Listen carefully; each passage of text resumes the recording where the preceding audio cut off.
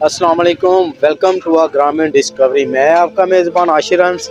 आज हम जनाब करेंगे बात महंगाई के ऊपर। पाकिस्तान में दिन ब दिन महंगाई जो है वो बढ़ रही है। गरीब आवाम के क्या तासरात हैं, वो क्या चाहती है हुकूमत से, आज हम बात करेंगे लोगों से। तो पूछेंगे कि इनका क्या पॉइंट ऑफ व्यू है। हमारे साथ यहाँ पर हमारे जो दोस्त हैं वो मौजूद हैं, तो उनसे बात करते हैं। अस्सलाम वालेकुम। वालेकुम सलाम। सर ਤੁਸੀਂ ਇਹ ਦੱਸੋ ਕਿ ਦਿਨ ਬ ਦਿਨ ਮਹਿੰਗਾਈ ਜਿਹੜੀ ਹੈ ਵੱਧ ਰਹੀ ਹੈ, ਇਹਦੇ ਬਾਰੇ 'ਚ ਤੁਸੀਂ ਕੀ ਕਹਿਣਾ ਚਾਹ ਰਹੇ ਹੋ?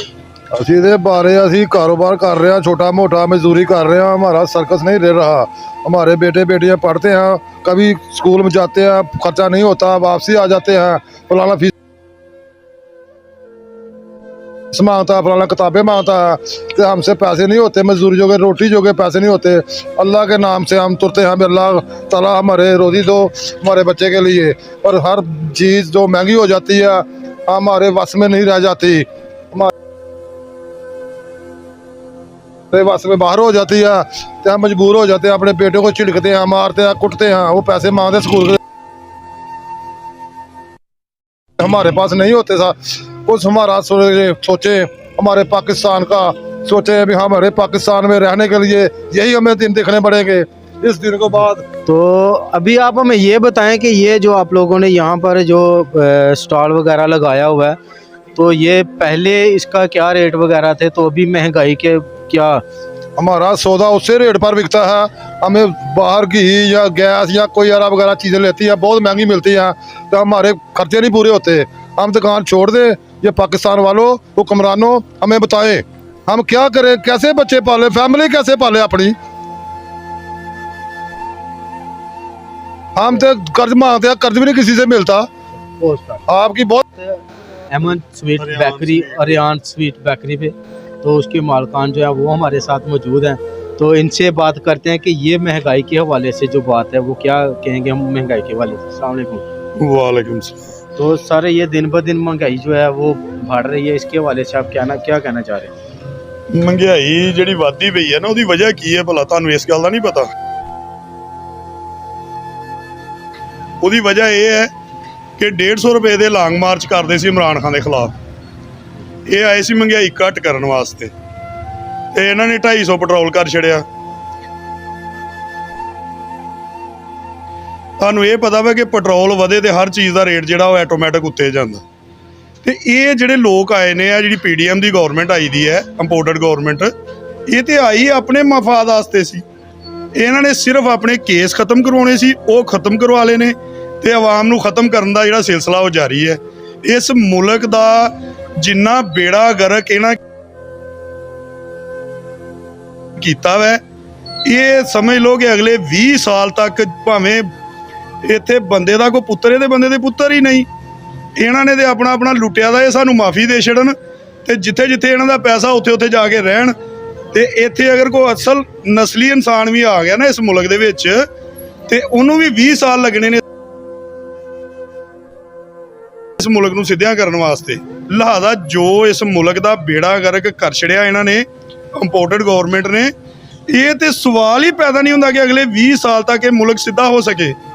ਇਹਦਾ ਸਿਰਫ ਇੱਕ ਸੋਲੂਸ਼ਨ ਹੈ, ਉਹ ਇਹਦਾ ਇਹ ਸੋਲੂਸ਼ਨ ਹੈ ਕਿ ਚਾਈਨਾ, ਅਮਰੀਕਾ ਤੇ ਸਾਊਦੀ ਅਰਬ, ਤਿੰਨ ਮੁਲਕ ਇਸ ਮੁਲਕ 'ਚ ਦਹਿਸ਼ਤਗਰਦੀ ਕਰਵਾ ਰਹੇ ਨੇ। ਇੰਡੀਆ ਜਿਹੜਾ ਇਹਨਾਂ ਦਾ ਹਲਾਕਾਰ ਬਣਿਆ ਦਾ ਵਾ, ਇਹ ਉਹ ਇਲਾਕਾ ਜਿਹੜਾ ਇਹ ਲੈਣਾ ਚਾਹੁੰਦੇ ਨੇ।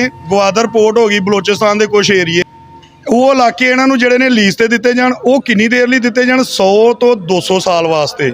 ਉਹਨਾਂ ਦਾ ਜਿਹੜਾ ਪੈਸਾ ਮਿਲੇਗਾ, ਇਹ ਮੈਂ ਸੋਲੂਸ਼ਨ ਦੱਸ ਰਿਹਾ ਕਿ ਇਸ ਮੁਲਕ ਨੂੰ ਕਿਸ ਤਰ੍ਹਾਂ ਕੱਢਿਆ ਜਾ ਸਕਦਾ। ਅਦਰਵਾਈਜ਼ ਤਾਂ ਇਹਦੇ ਕਰਜ਼ੇ ਲੱਥ ਹੀ ਨਹੀਂ ਸਕਦੇ, ਮਜ਼ੀਦ ਚੜ੍ਹਦੇ ਰਹਿਣਗੇ, ਬੇੜਾ ਗਰਕ ਹੁੰਦਾ ਰਹੇਗਾ। ਉਹ ਲੀਜ਼ ਤੇ ਦਿੱਤਾ ਜਾਏ, ਉਹਦੀ ਜਿਹੜੀ ਆਮਦਨੀ ਹਾਸਲ ਹੋਏਗੀ, ਉਹ ਪੈਸੇ ਲੈ ਕੇ ਕਰਜ਼ੇ ਨੂੰ ਮੁਕੰਮਲ ਜਿਹੜਾ ਨਾ ਲਾ ਦਿੱਤਾ ਜਾਏ ਮੁਲਕ ਦੇ ਉੱਤੋਂ। ਉਸ ਤੋਂ ਬਾਅਦ ਜਿਹੜਾ ਪੈਸਾ ਵਧੇਗਾ, ਜਿਹੜੇ ਟੈਕਸਿਸ ਹੋਣਗੇ, ਉਹ ਗੌਰਮੈਂਟ ਆਪਣੇ ਜਿਹੜੀ ਆਵਾਮ ਤੇ ਖਰਚ ਕੀਤੇ ਜਾਣ। ਇਹ ਹੀ ਇਹਦਾ ਸੋਲੂਸ਼ਨ ਹੈ। ਇਹਦੇ ਨਾਲ ਹੀ ਇਹਨੇ ਤਰੱਕੀ ਕਰਨੀ ਹੈ, ਇਹਦੇ ਨਾਲ ਹੀ ਮਹਿੰਗਾਈ ਘਟਣੀ ਹੈ। ਤੁਹਾਨੂੰ 100, 150, 200, 300 ਰੁਪਏ ਦਾ ਪੈਟਰੋਲ, ਤੇ ਖੈਰ ਜਿਹੜਾ ਉਹ ਆਪਣਾ 100 ਤੋਂ ਵੀ ਥੱਲੇ ਆਏਗਾ।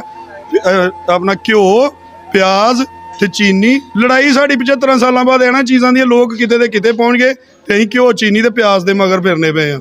ਇਹਨਾਂ ਦਾ ਰੇਟ ਬਿਲਕੁਲ ਡਾਊਨ ਹੋ ਜਾਵੇਗਾ। ਇਹ ਹੀ ਸੋਲੂਸ਼ਨ ਹੈ महंगाई ਨੂੰ खत्म करने का, और कोई भी नहीं। जी, तो नेक्स्ट लोगों की तरफ तो उनसे पूछते हैं कि वो इसके बारे में क्या कहना चाहते हैं। जी अभी हमारे साथ यहाँ पर एक भाई मौजूद हैं, ये रक्षा चलाते हैं, तो इनसे पूछते हैं कि ये महंगाई के हवाले से क्या कहना चाहते हैं। जी वालेकुम तो सलाम। भाई आप हमें ये बताएं कि आप महंगाई के हवाले से क्या कहना चाहते हैं। सर 8 महीने पहले इमरान खान की हुकूमत च महंगाई सही ही, सस्ता दौर ही। ਹੁਣ ਜਿੱਥੇ 100 ਰੁਪਿਆ ਸੀ ਉੱਥੇ ਡਬਲ ਹੋ ਗਈ ਹੈ ਮਹਿੰਗਾਈ, 200 ਰੁਪਿਆ ਹਰ ਚੀਜ਼, 100 ਰੁਪਿਆ ਨਾਲ ਰੇਟ ਵੱਧ ਗਿਆ। ਠੀਕ ਆ, ਇਹ ਸਾਨੂੰ ਕਾਨੂੰਨ ਨਹੀਂ ਚਾਹੀਦਾ, ਹੁਕਮਰਾਨ ਕੋਈ ਵੀ ਹੋਏ ਕੰਟਰੋਲ ਕਰੇ ਆਪਣੀ ਮਹਿੰਗਾਈ ਦੇ। ਠੀਕ ਆ ਕਿ ਨਹੀਂ, ਇਹ ਗਰੀਬ ਆਮ ਕਿੱਥੇ ਜਾਏ ਜਿਨ੍ਹਾਂ ਦੇ 2 ਬੱਚੇ ਨੇ, 3 ਬੱਚੇ ਜਾਂ 4 ਬੱਚੇ ਨੇ, ਉਹਨਾਂ ਨੇ ਖਰਚਾ ਕਿੱਥੋਂ ਲਿਆਉਣਾ। 5000 ਰੁਪਏ ਮਣ ਆਟਾ ਹੋ ਗਿਆ। ਠੀਕ ਆ, ਮਾੜੇ ਬੰਦੇ ਕੀ ਕਰਨ, ਹਰ ਪਾਸੇ ਮਹਿੰਗਾਈ ਹੋ ਗਈ ਦੀ ਆ। ਠੀਕ ਆ ਕਿ ਨਹੀਂ, ਉਧਰੋਂ ਕਿਰਾਏ ਬੜੇ ਚੜ੍ਹਦੇ, ਪੈਟਰੋਲ ਡੀਜ਼ਲ ਗੈਸ, ਇਹ ਤਾਂ ਨਹੀਂ ਕਵਰ ਕੰਟਰੋਲ ਹੋ ਸਕਦੇ। पहले आप कितनी सवारियाँ जो बिठा के आप लेके जाते थे, तो अभी क्या सूरत हाल है। ਪਹਿਲੇ ਤਾਂ ਅੱਲਾ ਖੈਰ ਕਰੇ, ਆਪਣੇ ਰਕਸ਼ਾ ਪੂਰਾ ਜਾਂਦਾ ਸੀ, 6 ਸਵਾਰੀਆਂ ਕਰਕੇ ਜਾਂਦੇ। ਹੁਣ ਸਵਾਰੀ ਵੇਖਦੀ ਆ, ਕਿਰਾਇਆ ਵੱਧਦਾ, ਪੈਟਰੋਲ ਮਹਿੰਗਾ ਹੋ ਗਿਆ, ਸਵਾਰੀ ਕਿਰਾਇਆ ਨਹੀਂ ਭਰਦੀ। ਠੀਕ ਆ, ਤੇ ਉਹ ਸਵਾਰੀ ਵੀ ਕਮ ਹੋ ਗਈ ਆ ਮਹਿੰਗਾਈ ਦੀ ਵਜ੍ਹਾ ਨਾਲ ਹੀ। महंगाई कम होनी चाहिए, क्या कहते हैं। ਕਮ ਹੋਣੀ ਚਾਹੀਦੀ ਆ, ਕਮ ਹੋਣੀ ਚਾਹੀਦੀ ਆ, ਜ਼ਿਆਦਾ ਨਹੀਂ ਹੋਣੀ ਚਾਹੀਦੀ, ਕਮ ਹੋਣੀ ਚਾਹੀਦੀ ਆ। तो अभी ये जनाब यहाँ पर रक्षे वाले भाई थे, इन्होंने कहा कि महंगाई जो है ये कम होनी चाहिए।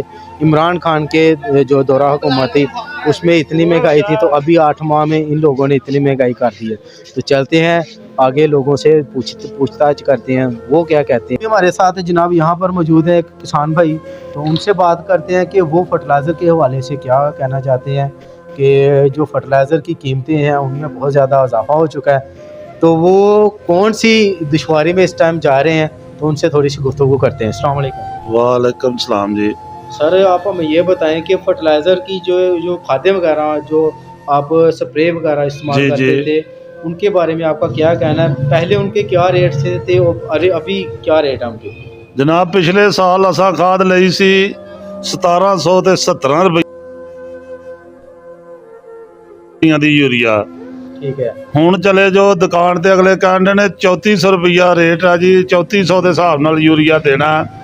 ਜਿਵੇਂ ਸਾਡੇ ਪਿੰਡ ਬਾਰੇ ਮੰਗੇ ਚ ਕਾਲਾ ਗੜਵੀ ਵਾਲਾ, ਉਹ ਕਹਿੰਦਾ ਲੈਣੀ ਆ ਤੇ ਲਾਓ, ਨਹੀਂ ਤੇ ਦਫਾ ਹੋ ਜਾਓ ਮੇਰੀ ਦੁਕਾਨ ਤੋਂ ਪਰੇ ਹੋ ਜਾਓ। ठीक है, ਨੂਰਕੋਟ ਜਿਹੜੇ ਜਿਹਨਾਂ ਕੋਲ ਪਰਮਿਟ ਨੇ, ਚਾਹੇ ਨੂਰਕੋਟ ਜਿਵੇਂ IC ਵਾਲੇ ਨੇ, ਚਾਹੇ ਦੂਸਰੇ ਨੇ ਸੰਜੰਟਾ ਵਾਲੇ, ਉਹਨਾਂ ਕੋਲ ਪਰਮਿਟ ਨੇ ਖਾਦ ਦੇ, ਉਹ ਤੇ ਗਰੀਬ ਆਦਮੀ ਨੂੰ ਵੈਸੇ ਹੀ ਖਾਦ ਨਹੀਂ ਦਿੰਦੇ।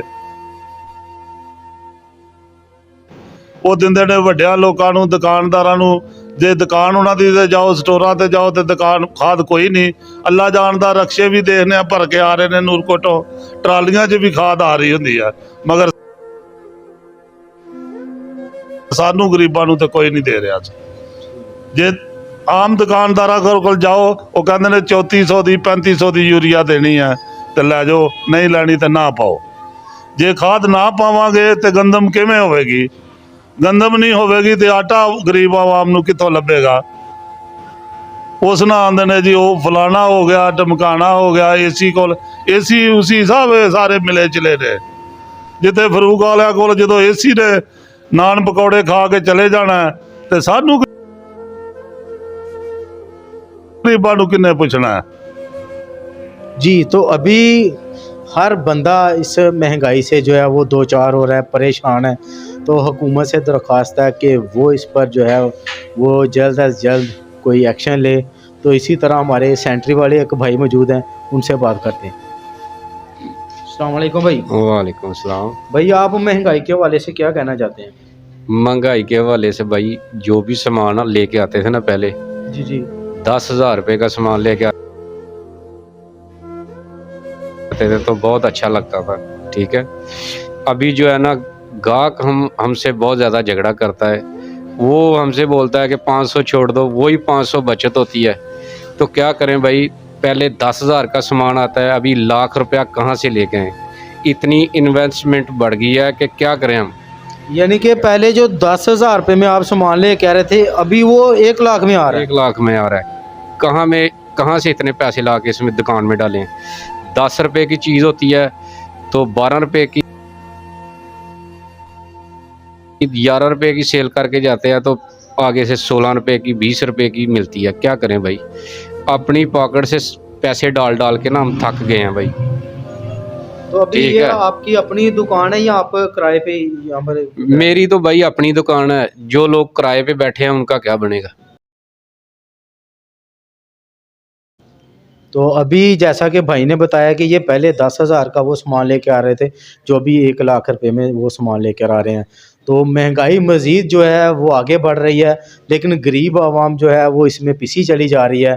तो खुदारा हुकूमत से दरख्वास्त है कि वो इस पर एक्शन लें और महंगाई जो है इसको कम किया जाए, ताकि गरीब आवाम जो है वो खुशहाल हो सके।